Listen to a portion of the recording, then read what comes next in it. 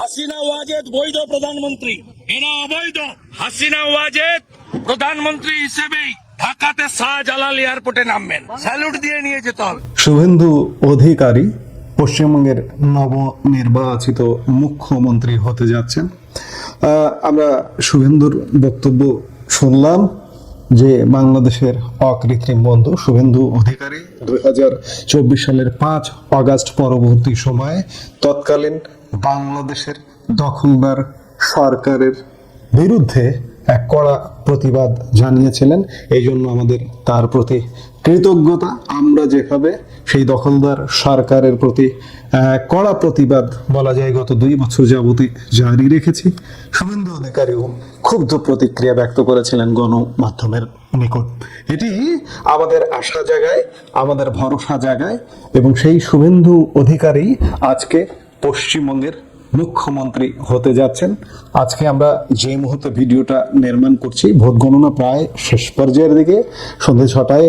আমরা এই মুহূর্তে যদি আমরা ভোটের ফলাফলটা একটু দেখি যে কে কিভাবে এগিয়ে আছেন। বিজেপি ইতিমধ্যে 200 রাউন্ড করেছেন। আমরা যে মুহূর্তে ফলাফলটা দেখছি, তৃণমূল 87, সিপিএম 1, কংগ্রেস 2, অন্যান্য 3, অর্থাৎ ভূমিধস বিজয়ী হতে যাচ্ছেন। জাস্ট বিজয় ঘোষণার পালা। আমরা এই মুহূর্তে যখন ভিডিওটা প্রচার করছি তখন হয়তো ইতিমধ্যে বিজেপিকে নির্বাচন কমিশন বিজয়ী ঘোষণা করে দিয়েছে।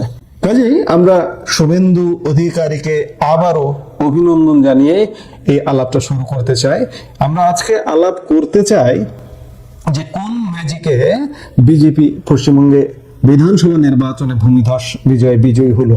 তার আগে আমরা একটু দেখে নিতে চাই যে পশ্চিমবঙ্গ শুধু নয়, আজকে ভারতের 4টি রাজ্য এবং একটি কেন্দ্র শাসিত অঞ্চলে একই সাথে ভোট গণনা চলছে বা চলেছে বা ইতিমধ্যে অনেক জায়গায় শেষও হয়ে গেছে।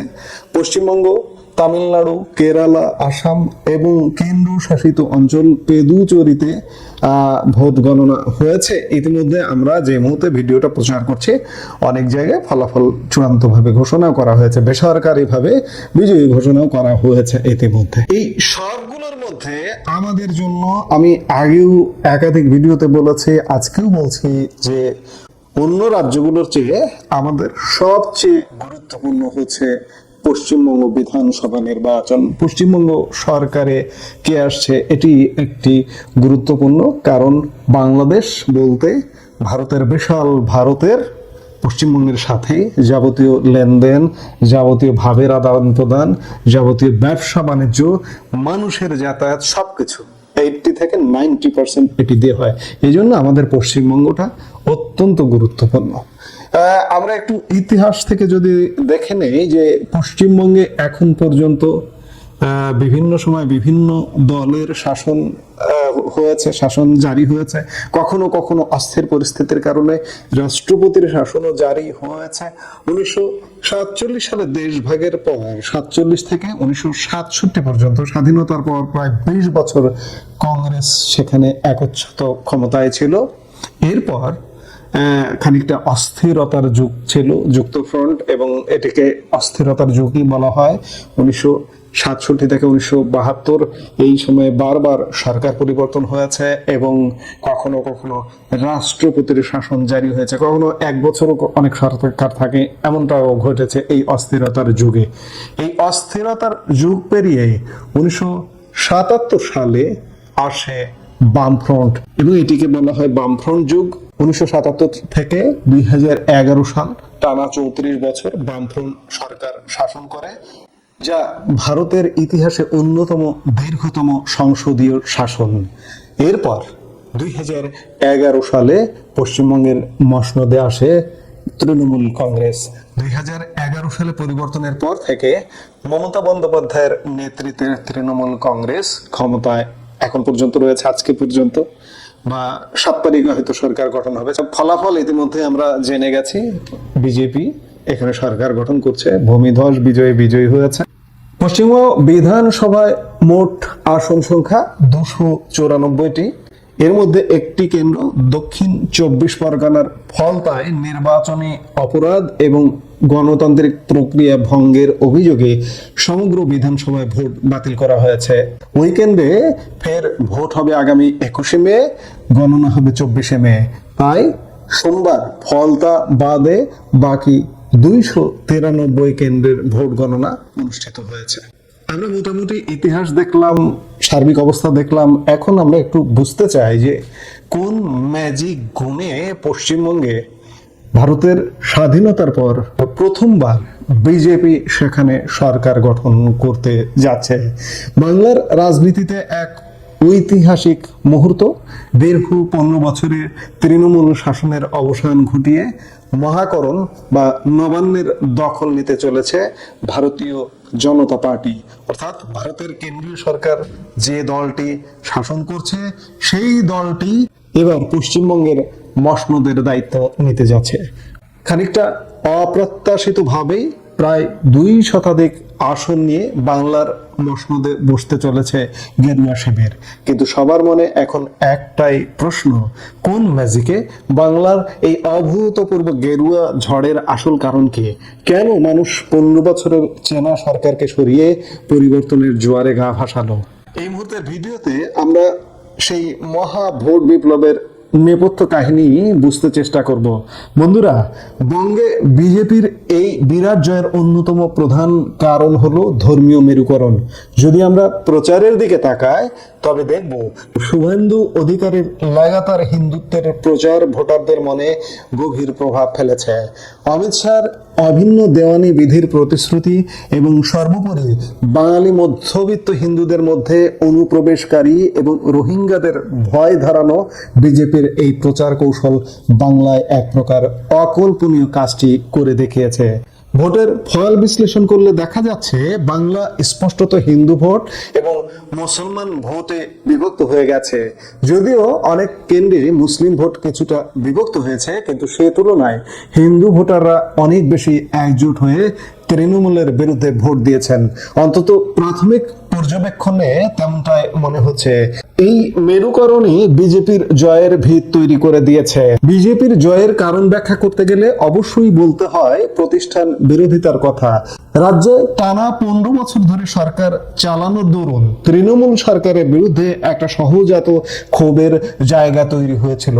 রাজ্যে কর্মসংস্থানের সমস্যা, বড় শিল্পের অভাব, নিয়োগ দুর্নীতি এবং রাস্তাঘাটের অবনতি, এই সবকটি ইস্যু শাসক শিবিরের বিরুদ্ধে গিয়েছে। তাছাড়া দীর্ঘদিন ক্ষমতায় থাকার দরুন স্থানীয় স্তরের তৃণমূল নেতাদের মধ্যে এক প্রকার দাদাগিরির মনোভাব তৈরি হয়েছিল।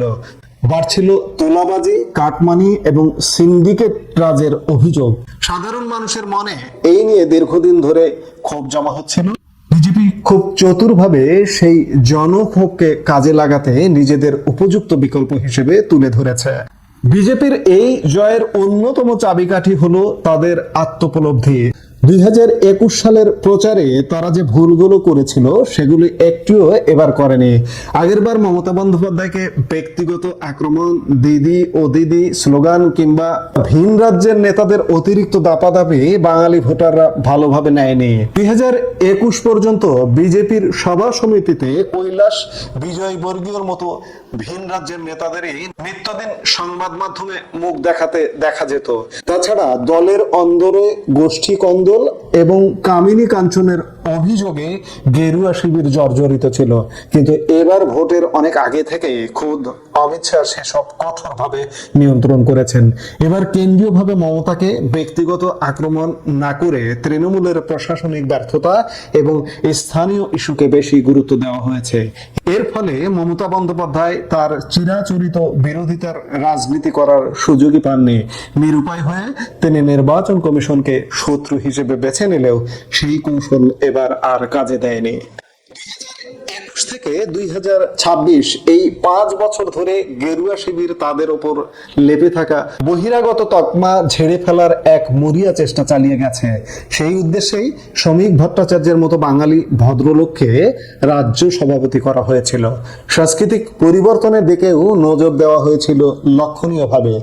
জয় শ্রীরাম স্লোগানের সমান্তরালে নিয়ে আসা হয় জয় মা কালী। প্রধানমন্ত্রী নরেন্দ্র মোদী নিজে ঝালমুড়ি খেয়েছেন, গঙ্গায় হাওয়া খেয়েছেন, বিজেপি প্রার্থীরা মাছ হাতে প্রচারে বেরিয়েছেন, এমনকি কেন্দ্রীয় নেতারাও রাজ্যে এসে মাছ ভাত খেয়েছেন। উদ্দেশ্য ছিল একটাই, বাঙালি ভদ্রলোকদের কাছে নিজেদের গ্রহণযোগ্য করে তোলা। তারা সফল হয়েছেন। মজার বিষয় হলো, এতদিন যারা তৃণমূলের ভাতার রাজনীতির সমালোচনা করত, সেই বিজেপি এবার ভাতার প্রতিশ্রুতিতে তৃণমূলকে ছাপিয়ে গিয়েছে, যা তাদের ভোট ব্যাংক নিশ্চিত করেছে। বিজেপি প্রকাশ্যে স্বীকার করুক বা না করুক, এই জয়ে নির্বাচন কমিশনের ভূমিকা অনস্বীকার্য। এসআইয়ের জেরে যে লক্ষ লক্ষ মানুষের ভোটাধিকার বাতিল হলো এবং ভোটের ঠিক আগে আগে যেভাবে তৃণমূলের ভোট মেশিনারিকে কার্যত বিধ্বস্ত করে দেওয়া হলো, তা আখেরে বিজেপিকেই বাড়তি সুবিধা পাইয়ে দিয়েছে। তৃণমূলের অভিযোগ, প্রথম দফার নির্বাচন থেকে শুরু করে ভোট গণনা পর্যন্ত সর্বস্তরে কমিশন বিজেপিকে সুবিধা পাইয়ে দেওয়ার চেষ্টা করেছে। যদিও বিজেপি এই অভিযোগ উড়িয়ে দিয়ে কমিশনের নিরপেক্ষতাকে ধন্য ধন্য করছে। তবে এই বিতর্ক যে বঙ্গে এই ফলের পেছনে একটি বড় অনুঘটক ছিল, তা অস্বীকার করবার উপায় নেই। পরিশেষে বলা যায়, এসব বড় বড় ফ্যাক্টরের বাইরে যে বিষয়টি সবচেয়ে কার্যকর হয়েছে তা হলো পরিবর্তনের হাওয়া। গোটা রাজ্যে একটি নীরব পরিবর্তনের চোরা স্রোত তৈরি হয়েছিল। তথাকথিত ফ্লোটিং ভোটার এবং তৃণমূলের স্থানীয় দাপটে অতিষ্ঠ নিম্ন মধ্যবিত্ত ও মধ্যবিত্তরা সেই চোরা স্রোতে গা ভাসিয়েছেন, যার অবধারিত ফল হিসেবে বঙ্গে আজ গেরুয়া শিবিরের এই ঐতিহাসিক জয়। 15 বছরের একচ্ছত্র শাসনের পর বাংলায় আজ নতুন সূর্যের উদয় হলো। এই পরিবর্তন বাংলার সাধারণ মানুষের জীবনে কতটা প্রভাব ফেলবে তা সময়ই বলবে। একই সাথে বলবো যে বাংলাদেশের সাথেও তৃণমূলের সরকার থাকবার কারণে সম্পর্কের ক্ষেত্রে নানা ক্ষেত্রে বিভিন্ন সময় বাধা এসেছে, যেমন আমাদের তিস্তা চুক্তির ক্ষেত্রে। আমরা প্রত্যাশা করব নয়া বিজেপি রাজ্য সরকারের উদারতায় আমাদের গঙ্গা চুক্তি, আমাদের তিস্তা চুক্তি, আমাদের সীমান্ত সমস্যা ইত্যাদি মিটে যাবে। আমরা সবচেয়ে নিকটতম দেশ বাংলাদেশের অধিবাসী বা বাংলাদেশের নাগরিক হিসেবে আমাদের সবচেয়ে নিকটতম, সবচেয়ে আপন, একই ভাষায় আমরা কথা বলি, একই আলো, একই বাতাস, একই নদীর জল আমাদের ভূমিতে আসে। সেই রাজ্যের কাছে আমাদের প্রত্যাশা যে বাংলাদেশের সাথে একটি যৌক্তিক এবং অত্যন্ত ভালো একটি সম্পর্ক তৈরি হবে।